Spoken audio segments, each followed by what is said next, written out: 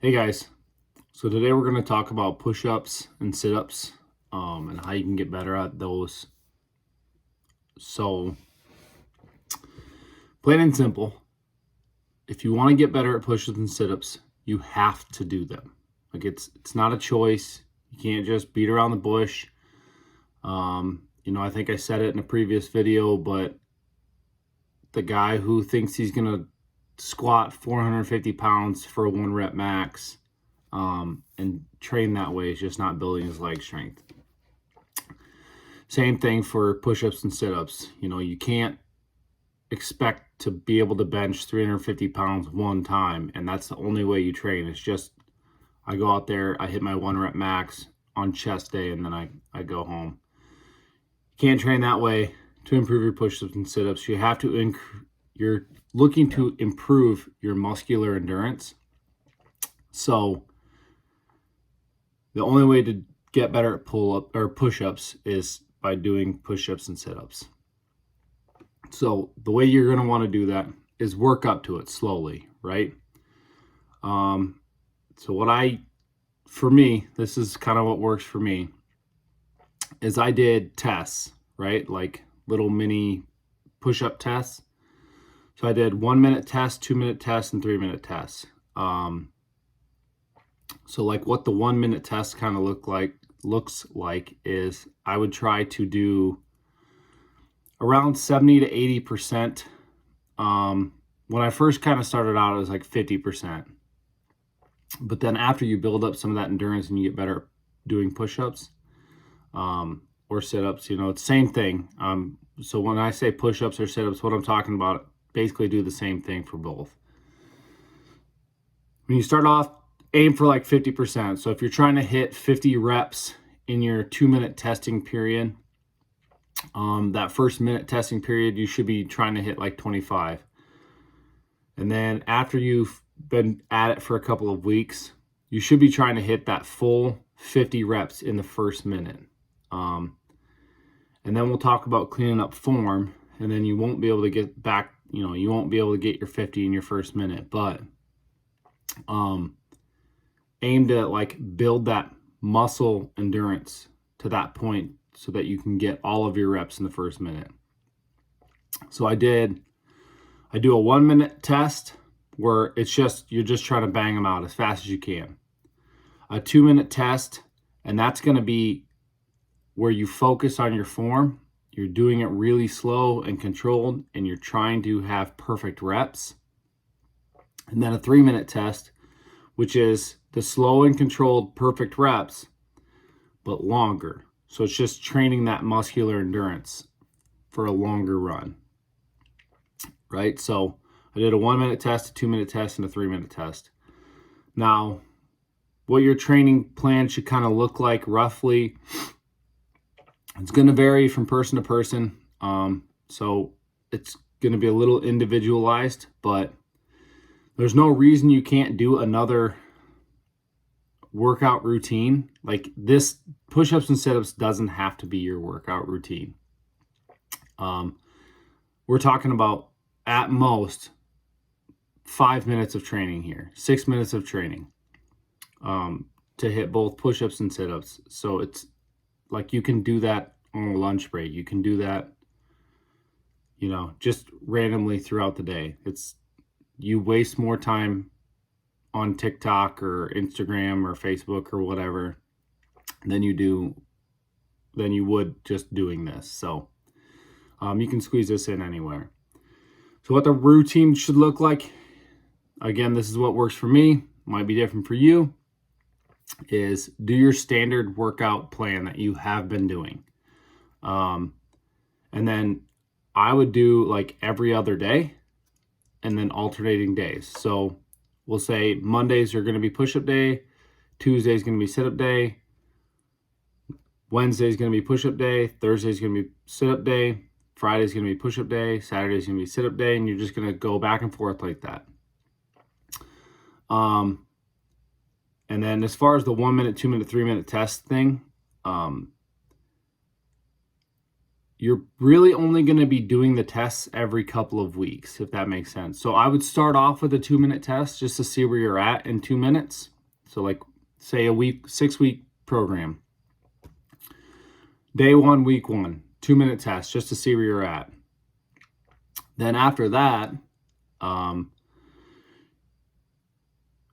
so say you're trying to hit 50. This is going to be the best way to explain it. So you're trying to hit 50 push-ups in your 2 minutes. Day 1, week 1, you go out there and you do a 2-minute test, and all you can get is like 23, 24. Okay? Because of the muscle fibers that you're using, both push-ups and sit-ups, again, this applies universally. When you go back out to do your push-ups, the way I would train is, so say you got 23 push-ups in your 2-minute test. I would go out on your push-up day, so that was on Monday you took it, and then Tuesday you're going to go out and you're going to do your sit-up test, 2-minute sit-up test. Wednesday you come back out and you're going to do your push-ups to train, and you got 23 was your 1 rep max. I would do like 4 or 5 sets of 20. Because 23 was your max, so you should be able to do 20. So you're just trying to push up to that threshold, right? So 4 to 5 sets of 20 push-ups, and then that's it for your push-up training. Now probably I would do it like every 3 weeks. I would do a 1-minute test where you're just trying to smash them out. Probably every 2 weeks, do a 1-minute test, like once every 2 weeks. And then every 4 weeks, just to reevaluate where you're at, do that 2-minute test.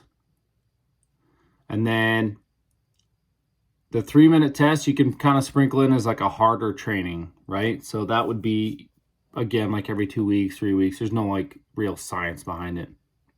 The 3-minute test is just kind of a training thing. So you would do you're trying to get 50, you do your test, you get 23. So on your push-up days, you're going to do 20.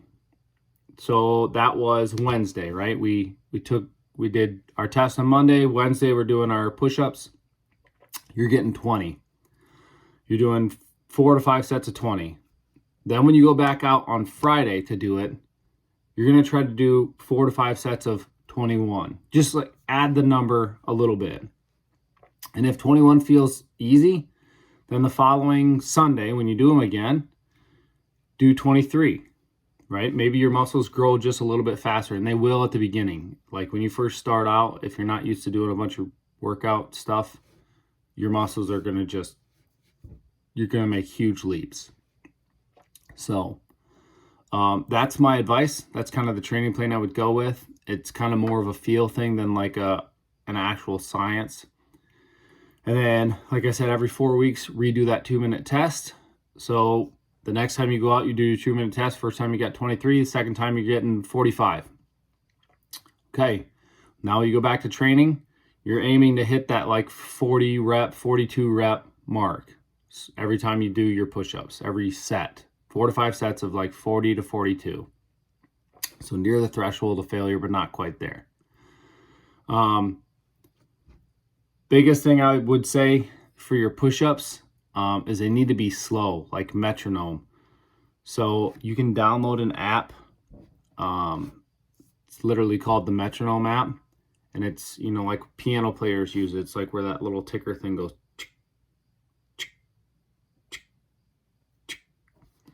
It's super slow. Do that to a tempo so that it's every time it's ticking, it's like going.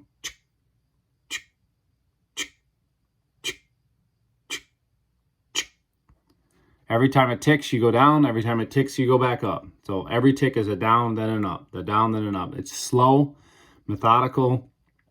It will help you to get perfect form every time. That would be big advice for like going to Ranger School. If you want to make sure you have perfect push-ups before you go, do metronome push-ups. They have to be perfect or they don't count them. Another flaw people have is they don't stretch very well. So You know, like a tight muscle is not gonna work as well as a loose muscle, so just make sure you stretch out. There's plenty of videos on stretching. I don't need to go into that. Oh, big advice for sit-ups.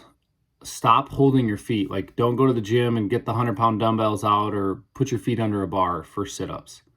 Stop doing that. You're kind of actually hurting yourself. So most of the time, if you've ever done a ton of sit-ups and like your groin area hurts, it's your hip flexors. And that's because they're underdeveloped. They're not strong enough. So when you do all those sit-ups, you're really using your hip flexors and not so much your abs, which is why your hip flexors hurt. And you're able to use your hip flexors because something's holding your feet down, which allows you to put that tension on those hip flexors. When you train, you should train with nothing holding your feet. Attempt to keep your feet on the ground and do your sit-up. That will build your hip flexor strength and your ab strength. So then when you go out to take the test and something is actually holding your feet, you can use your abs up and down and up and down and up and down until your abs get tired. And once your abs get tired, then you can fall back on those hip flexors that you built the strength of. It's just kind of like a little bit of extra, you know, juice at the end of the test that you can rely on. So definitely, if you're doing sit-ups with something holding your feet, stop it right now. The only time you should ever have anything holding your feet during a test or holding your feet during your sit-ups is during the test. It hamstrings you really bad. Last thing is the failure training. Don't be scared to go to failure, right? Failure training brings up another idea to me. But don't be scared to go to failure, right? Push your body to that limit, that threshold of where it can't do another push-up, right? Don't be scared of going there, because every time you hit that point, that's when your body says, okay, this is it. And it actually gets a little bit stronger. So don't be scared to go to failure. One more thing, failure training. This is something that I did. I didn't end up having to use it, but I thought it was a good idea. Maybe you'll think so too. Maybe it can help you. When I went to Ranger School, I trained as if I was going to fail a PT test. So what that means is I was usually doing like 65 perfect push-ups in 2 minutes. So I would do 65 perfect push-ups and then simulate that I just got failed or no-go'd in the push-up line. I would wait 3 minutes and then I would do 65 perfect push-ups again. Now, obviously, when I first started doing this, I could not do 65 the second time. It was like 15, 20. It was awful. But you can train those muscles to have that endurance to be able to do that. And it would be a good idea because you only get like a couple minutes to 5 minutes of break in between the no-go line and the time you're retesting for push-ups. So it's not long. So not a bad idea to just practice according to failing. And I kept doing that. I did that once a week, every Saturday for like 3 or 4 weeks. I think I did the push-up failure thing where I do 65, wait 2 to 3 minutes, and then do another 65. And then I think I was able to get up to doing that like 2 or 3 times. So it takes a long time. It's a lot of hard work, but you can get there. Anyhow, yeah, that's what I got for push-ups and sit-ups. Pretty simple, really, to train push-ups and sit-ups. You have to do it, right? You have to make it a priority and do it. And we're talking about 5 to 10 minutes a day. I'm telling you, you spend more time on your phone goofing off on the social media apps than you would just doing the work. So just take 10 minutes, get on the ground, do a few push-ups, do a few sit-ups. Nothing to it. That's all I have for today, guys. Let me know if you liked the video. If there's anything else you want to see, if you have any questions, leave a comment and I'll make you a video. So that's all I have. Thanks. Have a great day.